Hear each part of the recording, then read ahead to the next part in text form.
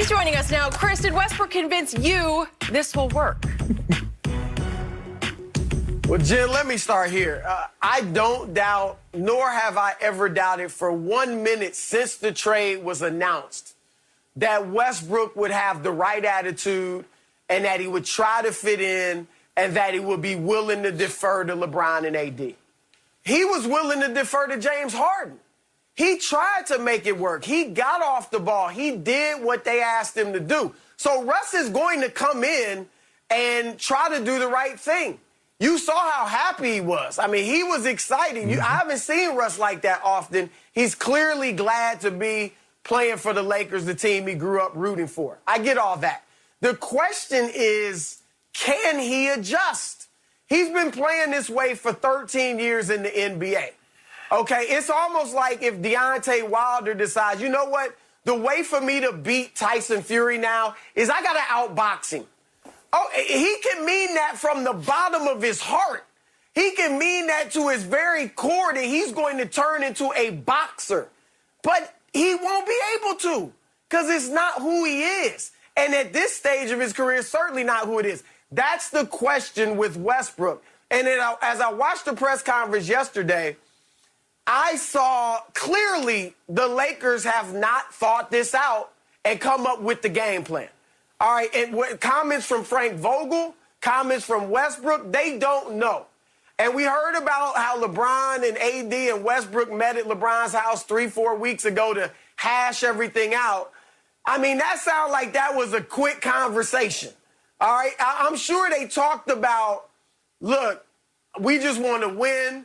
We all got to look, I'm willing to sacrifice, man. I just want to ring LeBron. I'm from L.A. You know I just want to win for the Lakers, and LeBron just wants to win. I mean, I'm sure it was all that, and LeBron's probably like, yo, I'll play the 4, AD, I'll play the 5. Cool, let's go do it. All right, without really thinking it out. And you know what? At this point, that's okay. Because they have the whole season and preseason and training camp and everything to see how it works. They took the approach, let's just go get the championship level talent, and then we'll figure it out. And that's a legitimate school of approach that some school of thought that some people in the NBA take. Just give me the talent. We'll figure the rest out, because that is better than not having the talent if you just don't have a team that's good enough. And so that's where the Lakers are. As far as the fit, you guys know I said I think LeBron should be the point guard. He should play like Magic Johnson. Make sure the other two stars and everybody else gets their points. LeBron will be able to get his. In reality, I think kind of like it's been LeBron's whole career pretty much, he and Westbrook will share the ball handling duties just like he did with Wade and Kyrie and even last year to some degree with Schroeder.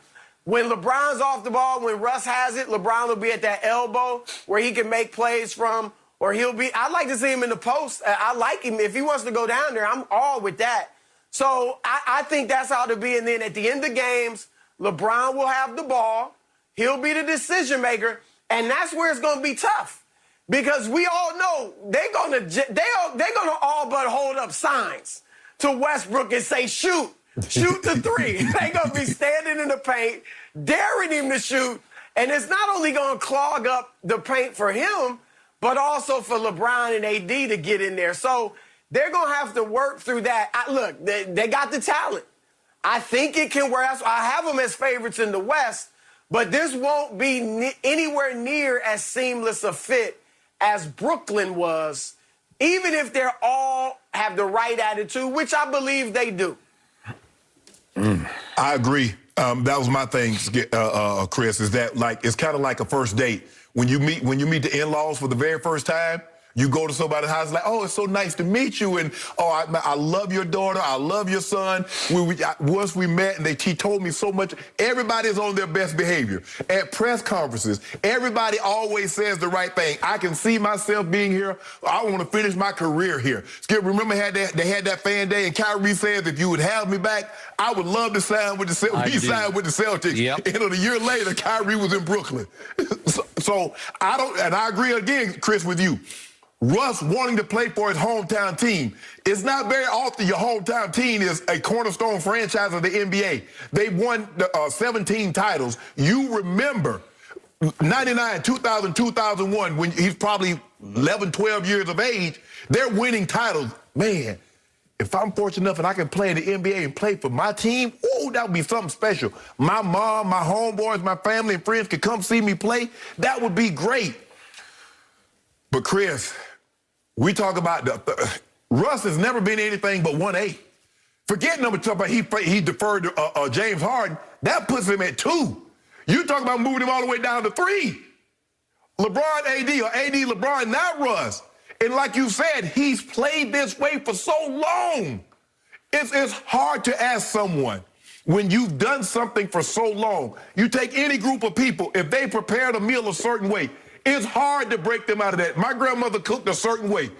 My great-grandma cooked those wood stoves. You know exactly what I'm talking about. It was hard to get her to cook on a conventional stove because she had cooked her whole life on that wood stove. Yep. Russ has played like this, Skip, his whole NBA career. He has. And now you're asking him at 31 or 32, okay, bro, maybe we need you to catch and shoot.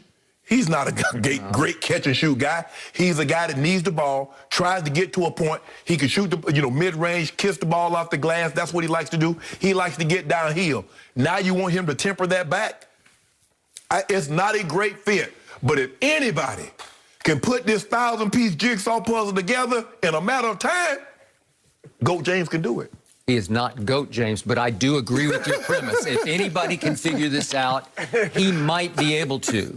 But what I can't figure out is that I listen to my friend Chris and then my man Shannon, and you go on expressing grave doubts about Russell Westbrook's ability to fit, and then the next breath you're saying, but it'll be okay because they're going to be better than they were last year. They can't be better than they were last year. They'll Skip. At the end of the day, this comes down to a championship. Do I believe they'll have a better record? Yes, because I believe both guys will stay healthy, AD and LeBron. But at the end of the day, if they're not celebrating like they did in 2020, what does it matter?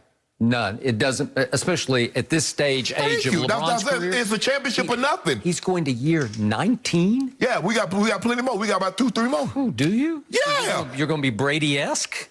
We played at the bare minimum. Oh, I tell you what. Once we get past Kareem, we'll start real bad. So Chris used the word adjusting, that can Russ adjust? I just don't think that word is either in his vocabulary or in his genetics. He's not an adjuster by nature. Right. LeBron is an adjuster. Yeah. I think LeBron is going to have to figure out how to adjust to Russ more than the other way around. For the first time, yes. And yet, every quote, Chris, I told Shannon earlier in the show, every quote I heard yesterday was SMH for me in all caps, like shake my head over that one and that one and that one, the one from Vogel, the one from Pelinka, until I said, this is the biggest bunch of phony baloney. To your point, it's like the first date or the first night meeting the parents. It's just like they're saying all the right things, but you can just tell Russ was as happy as I've ever seen him. I'm with Chris on this because he is home. He's home. He loves this team. He lived for this team. He was very connected to Kobe Bryant in ways LeBron never was connected to Kobe, because Kobe blessed Russ by saying, you have Mamba mentality. That's the ultimate blessing from your ultimate hero, Kobe Bryant. And now Russ gets to put on purple and gold and step into Staples Center as a Laker. He will step on the floor like, this is my team in my town, in ways that LeBron can't even relate to because it's not his team in his town, right? It's his team. Well, it is. He's made it that, but I'm talking about deep down in your soul. Well, Russ is Southern California. He was born here, born and raised here. Okay, so that's what you're going to be up against. And then I had Frank Vogel. I heard him yesterday say something. The first person I thought of was Chris Broussard, because Chris is always down on Russ about playing the right way, making the right play. And Vogel had the audacity to say at the press conference, what I love about our group, about Bron and AD and Russ, is they're all about making the right play. Two of them are. Two of them really are. They're at the top of the list of making the right play. But there's one guy who completely disqualifies your list. And he's a guy who has led this league in turnovers 4 times and 4 other times finished second in the league in turnovers. Those happened 8 seasons in the last 11. And he, as Chris always says, at the end of the game, you can't really trust Russ to make the right play. He's going to make the Russ play, right? He's going to put his head down and drive it, or he's just going to pull up and jack up some three where you say, what are you doing? Because it's not who he is. It's not what he has been. And it's hard to teach old dog new tricks after we're going to year 14 for Russell Westbrook. And he said, well, the great thing about LeBron, he's one of the best to ever play, so he does so many things well. I'll just figure out how to move in and out of what LeBron... No, you won't. You'll do what Russ always does. You need the ball 3 times. 3 times you've led this league in usage rate, and 4 more times you finished second in how much you have the ball in your hands. Usage rate. Right.